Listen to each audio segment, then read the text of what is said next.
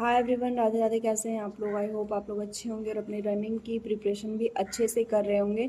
तो कंटिन्यू अपनी रनिंग की तैयारी करते रहिए। और एक दिन से आप देख रहे होंगे, यानी कल से थोड़ा सा बारिश का भी मौसम हो रहा है, तो आप लोग बारिश में थोड़ा बचिएगा। भीगना वगैरह नहीं है आपको, नहीं आप बीमार हो जाएंगे तो आप हमारा रिजल्ट बहुत जल्दी लगा हुआ है और चाहे जब आ जाए।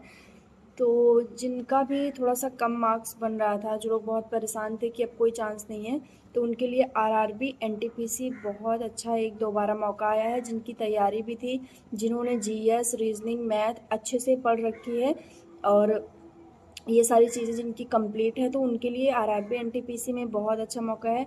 तो मैं अभी फॉर्म फिल करने जा रही थी, तो मैंने सोचा आप लोग को थोड़ा सा इंट्रो करा दूं कि मैं किस जोन में फॉर्म फिल करूंगी, या फिर गर्ल्स के लिए कौन सा जोन बेस्ट होता है, कौन से जोन में उनको फॉर्म फिल करना चाहिए। तो ये सारी चीज़ें मैंने थोड़ा सा कि मैं आपको इंट्रो मतलब थोड़ा सा दे देती हूँ। तो देखिए, आरआरबी एनटीपीसी में जो सेफ जोन होता है, या फिर किसी भी एग्ज़ाम में आपको अगर कई सारे जोन दिए रहेंगे जिसमें आपको फॉर्म फिल करने का ऑप्शन रहेगा, तो मैं हम यही आप लोग को सजेस्ट करूँगी कि हमेशा वो जोन आप सिलेक्ट करिए जो आपके एकदम नियर हो, मतलब आपके एकदम पास हो, जहाँ पे डायरेक्ट आपको ट्रेन मिल सके, आप जा सकें, आ सकें, वहाँ पे रह सकें। क्योंकि जॉब के बाद इंसान एकदम बंध जाता है, उसको फिर वहीं पे अपना रहना रहता है, वहीं पे खाना-पीना, उसको एक मतलब सब कुछ उसका रहन-सहन प्रॉपर वहीं हो जाता है। वो डेली घर से तो आ नहीं सकता, या कहीं पे भी किसी की भी जॉब हो, तो वो कई-कई महीनों बाद घर पे आता है। जैसे अभी आपने यूपी पुलिस कांस्टेबल का जो एग्ज़ाम दिया है, जब आप लोग का इसमें सिलेक्शन हो जाएगा, आप लोग को जॉब मिल जाएगी, तो आप लोग भले ही यूपी में रहेंगे, बट आप डेली अपने घर से अप डाउन नहीं कर सकते। आपका घर आपके पास नहीं होगा, दूर ही रहेगा, यूपी के किसी अलग शहर में रहेगा। तो इसीलिए आपको एक ऐसा ज़ोन सेलेक्ट करना है जो आपके घर के बहुत ज़्यादा मतलब आपके घर से आसानी हो उस जगह पे पहुंचने के लिए। जैसे मान लीजिए आपने तिरुवनंतपुरम, एक शौक होता है ना कि हमको यहाँ जाना है, मान लीजिए आप तिरुवनंतपुरम सेलेक्ट कर रहे हैं, या फिर बेंगलोर से चूज़ कर रहे हैं, या अजमेर चूज़ कर रहे हैं, जो आपका बहुत दूर है आपके घर से, आपके डायरेक्ट आपके यहाँ से साधन नहीं है वहाँ पे जाने के लिए। तो फिर आपको कोई एक दिन का तो है नहीं कि एक दिन जाके वापस आ जाना, आपको वहाँ रहना है, वहाँ का रहना, खाना-पीना सब आपको एडजस्ट करना पड़ेगा। तो अभी से ही सोच समझ के फॉर्म फिल करना है, ताकि आगे जब आपकी एक अच्छी तैयारी रहेगी और जब आपका सीबीटी फर्स्ट और सीबीटी सेकंड में जब आपका मौका आपको मिलेगा और आपका मेडिकल के बाद सिलेक्शन हो जाएगा, तो आप एकदम सेफ रहें, आपको ये पछतावा ना हो कि मैंने गलत जोन में सिलेक्ट कर लिया। तो लड़कियों से तो मैं यही कहूँगी कि वो अपना एक जो उनका ग्रे जोन है, अगर उनके मतलब जैसे कि अगर वो गोरखपुर से हैं, तो गोरखपुर में जो वैकेंसी आई है, जितनी भी सीट है आप उसमें फिल करिए।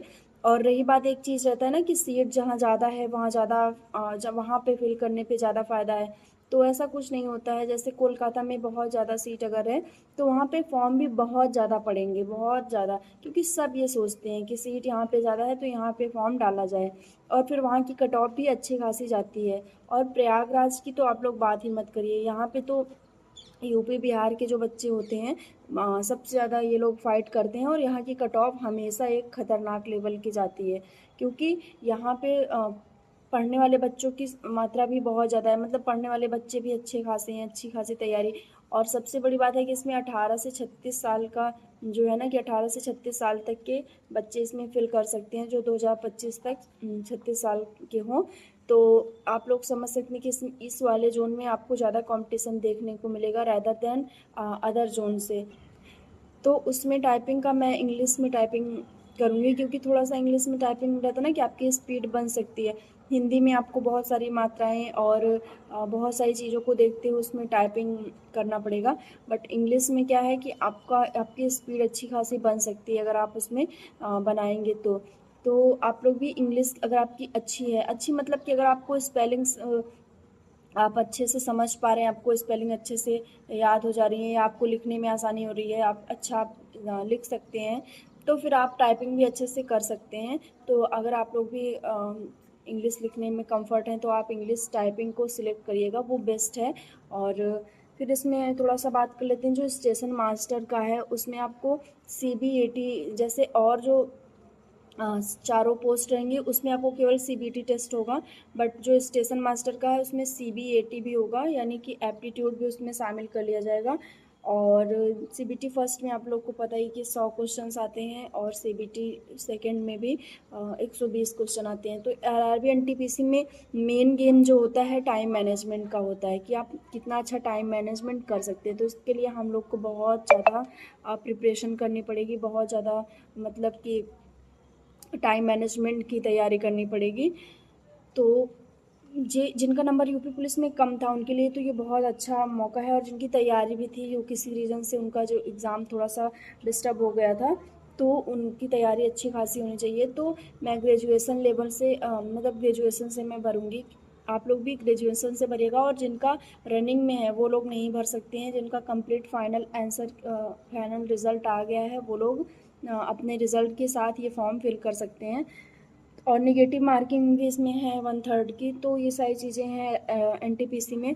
तो आप लोग इसका फॉर्म ज़रूर फिल करिएगा, और रखिएगा आपको कौन सी पोस्ट पसंद है, आप लोग कौन सा प्रीफर करते हैं, किस में आप लोग जाना चाहते हैं, क्योंकि आप लोग को मेहनत करना है उसी के अकॉर्डिंग। और सिलेबस भी आप लोग देख लीजिएगा जो सिलेबस है इसका।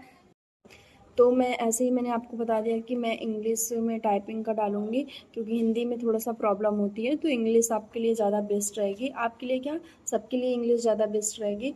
तो या फिर जिन्होंने सीख लिया है हिंदी में वो अपना हिंदी में भी डाल सकते हैं टाइपिंग का। तो अभी आपके पास जैसे देखिए, हम लोग को बहुत सारे लोग ऐसे होंगे ना जो कहते होंगे कि मुझे टाइपिंग नहीं आती है, मुझे अभी मुझे बिल्कुल टाइपिंग नहीं आता। तो उनको मैं बता दूं कि अभी एग्ज़ाम में टाइम है और 6 महीने का समय मिलेगा। तो आप लोग टाइपिंग अभी आराम से सीख सकते हैं, मतलब कि आप 5 से 6 महीने में बहुत अच्छी खासी टाइपिंग सीख सकते हैं आप, यहाँ तक कि 2 महीने में ही सीख सकते हैं। तो अभी से ही आप लोग स्टार्ट कर दीजिए, अगर आपका एक जुनून है एनटीपीसी में जाने का, अच्छी तैयारी आप करना चाहते हैं, तो आप अभी से ही टाइपिंग का स्टार्ट कर दीजिए। तो मैं आपको फॉर्म फिल करके मैं आपको दिखाऊंगी कि मैंने किस जून में कैसे कहाँ पे क्या किया है, और अभी मैंने आपको बता दिया है कि मैं ऐसे ऐसे करूँगी। तो ठीक है, मिलते हैं नेक्स्ट वीडियो में, तब तक के लिए बाय, टेक केयर।